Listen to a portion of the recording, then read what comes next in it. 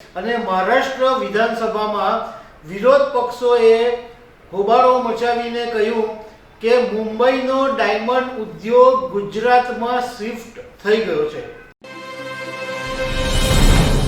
નમસ્કાર દર્શક મિત્રો, દુનિયાના સૌથી મોટા ઓફિસ બિલ્ડિંગ સુરત ડાયમંડ બુર્સનું 17 ડિસેમ્બરે પ્રધાનમંત્રી નરેન્દ્ર મોદીએ ઉદ્ઘાટન કર્યું અને હવે ડાયમંડ બુર્સ ટ્રેડિંગ હબ તરીકે કામકાજ શરૂ પણ કરવા માંડ્યું છે. હવે મહારાષ્ટ્રની અંદર આ બાબતે જબરજસ્ત હોબાળો મચ્યો છે અને મહારાષ્ટ્ર વિધાનસભામાં વિરોધ પક્ષોએ હોબાળો મચાવીને કહ્યું કે મુંબઈનો ડાયમંડ ઉદ્યોગ ગુજરાતમાં શિફ્ટ થઈ ગયો છે. તો આ બાબતે નાયબ મુખ્યમંત્રી દેવેન્દ્ર ફડણવીસે એવો જવાબ આપ્યો કે ના, આવું કંઈ થયું નથી. મુંબઈનો ડાયમંડ ઉદ્યોગ ગુજરાત ગયો નથી, પરંતુ હવે મુંબઈમાં ડાયમંડ ઉદ્યોગ આવશે એવી એમણે વાત કરી છે. તો એના વિશે તમારી સાથે વાત કરીશું. મારું નામ રાજેશ શાહ છે અને તમે જોઈ રહ્યા છો ખબર છે.com.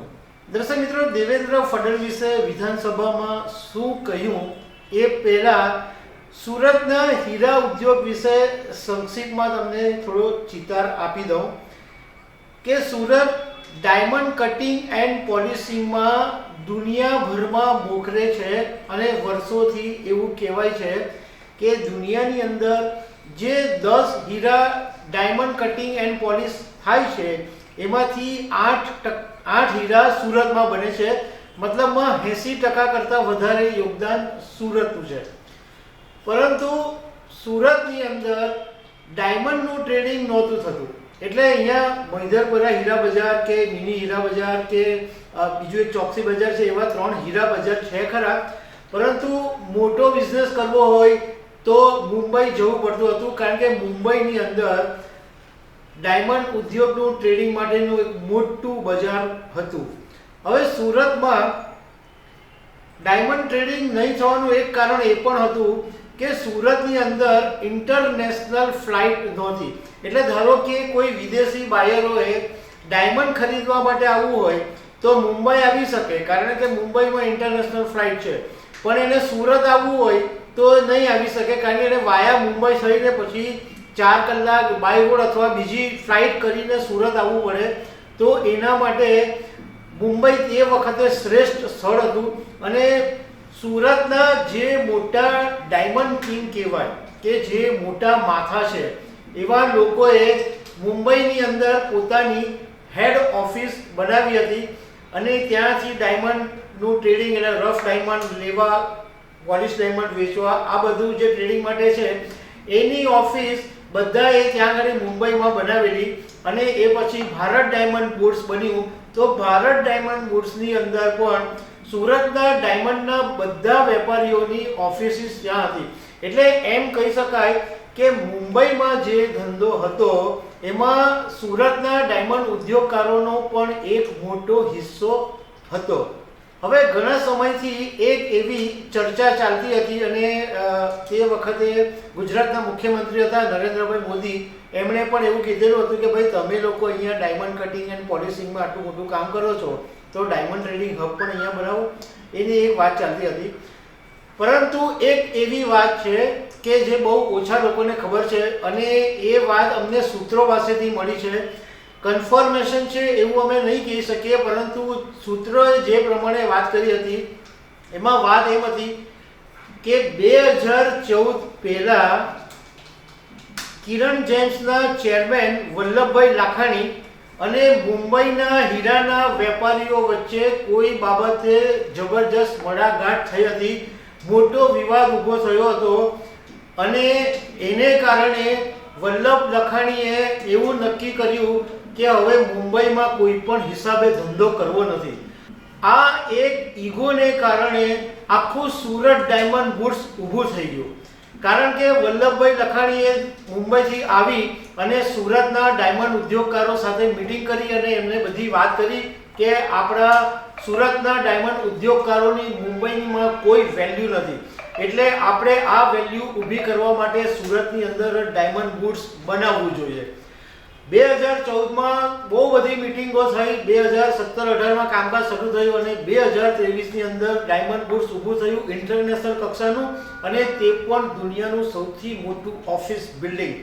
વલ્લભભાઈ લખાણીએ જે દિવસે પ્રધાનમંત્રી નરેન્દ્ર મોદી આવ્યા હતા તે દિવસે પણ એમણે કહ્યું હતું કે હવે અમે મુંબઈની ઓફિસને તાળા મારીને અહીંયા સુરત ડાયમંડ બુર્સમાં અમારો ધંધો શિફ્ટ કરી દીધો છે. કિરણ જેમ્સના પોતાના 1200 જેટલા કર્મચારીઓ મુંબઈથી સુરત આવી ગયા છે એવું વલ્લભભાઈ લખાણીનું કહેવું છે, અને એમના માટે ખાસ 1200 ફ્લેટ પણ બનાવવામાં આવ્યા છે. એ સિવાય મુંબઈમાં જેટલા બી સુરતના હીરાના વેપારીઓ છે એ બધા ઓફિસ તાળા મારીને સુરત આવી જશે એવો દાવો કરવામાં આવી રહ્યો છે. અને અમને એક ડાયમંડના વેપારીએ એવું કીધેલું કે મુંબઈની અંદર સુરતના 1000 હીરાના વેપારીઓની ઓફિસ છે, અને આ દરેકે દરેક 1000 ઓફિસોને તાળા લાગી જવાના છે, અને એને કારણે મુંબઈના ડાયમંડ ઉદ્યોગને મોટો ફટકો પડશે. બીજી એક વાત દર્શક મિત્રો એ પણ જાણી લેવા જેવી છે કે આમાં પોલિટિક્સ પણ મોટા પાયા ઉપર છે. હવે તમે વિચાર કરો કે ગુજરાતની અંદર ભાજપની સરકાર છે, મહારાષ્ટ્રની અંદર ભાજપનું ગઠબંધન છે, એટલે બંને જગ્યાએ ભાજપની સરકાર છે, એટલે એકબીજાની વિરુદ્ધમાં જો જાય તો મોટો લોચો પડી જાય. એટલે પ્રધાનમંત્રી નરેન્દ્ર મોદી પણ જ્યારે સુરત ડાયમંડ બુર્સનું ઉદ્ઘાટન કરવા માટે આવ્યા ત્યારે એમણે એ બાબતનો પૂરતો ખ્યાલ રાખ્યો હતો કે એમણે મહારાષ્ટ્રને નુકસાન થશે, મુંબઈને નુકસાન થશે કે એવી કોઈ પણ આડી તેડી વાત નહોતી કરી. એમણે માત્ર સુરતના ડાયમંડ ઉદ્યોગના વિકાસની, ડેવલપમેન્ટની આ જે ટીમ હતી એમની એ જ બધી એમણે વાતો કરી, પરંતુ મહારાષ્ટ્રનો ધંધો તૂટી ગયો કે તૂટી જશે કે આવી કોઈ વાત પ્રધાનમંત્રીએ પણ નહોતી કરી. કારણ કે બંને રાજ્યની અંદર ભાજપની સરકાર છે અને કેન્દ્રમાં પણ ભાજપની સરકાર છે. ધારો કે કોઈ બીજી પાર્ટીની સરકાર હશે તો આ મુદ્દા પર મોટો હોબાળો થવાની પૂરેપૂરી શક્યતા હતી.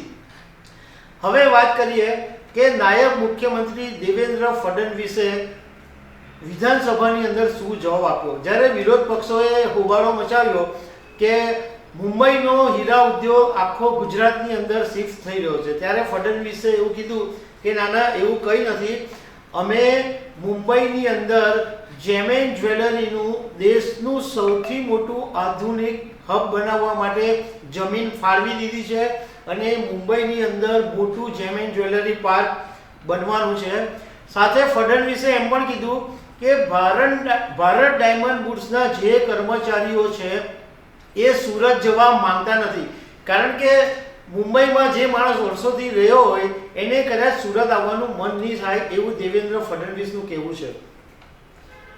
બીજો એમણે આંકડાની થોડીક વાત કરી કે માત્ર મુંબઈથી 38 અરબ ડોલરની જેમ એન્ડ જ્વેલરીની નિકાસ થાય છે, જે દેશની કુલ નિકાસના 75% છે, અને એમાં સુરતનો હિસ્સો માત્ર 12% જેટલો છે અને જયપુરનો હિસ્સો માત્ર 3.12% જેટલો છે. એમણે બીજો એક આંકડો આપ્યો કે કુલ નિકાસમાં પોલિશ ડાયમંડની જે નિકાસ છે એનો હિસ્સો 97% છે. એમણે સાથે એમ વાત કરી કે કોરોના મહામારીના સમયમાં ભારત ડાયમંડ બુર્સને નિકાસ કરવી હતી, પરંતુ તે વખતે શિવસેના, એનસીપી, કોંગ્રેસની મહાવિકાસ અઘાડી સરકાર હતી, અને આ અઘાડી સરકારે આ લોકોને નિકાસ કરવા દીધી નહોતી, અને 8 મહિના સુધી નિકાસ બંધ રહી હતી, જેને કારણે 2020-2021માં જેમ એન્ડ જ્વેલરીની નિકાસને મોટો ફટકો પડ્યો હતો. લગભગ 97% જેટલી નિકાસ ઘટી ગઈ હતી એવું દેવેન્દ્ર ફડણવીસે વાત કરી. મતલબમાં દેવેન્દ્ર ફડણવીસનો શું રહે હતો કે તમારે ચિંતા કરવાની બિલકુલ જરૂર નથી, મુંબઈનો હીરા ઉદ્યોગ ગુજરાતમાં શિફ્ટ થવાનો નથી.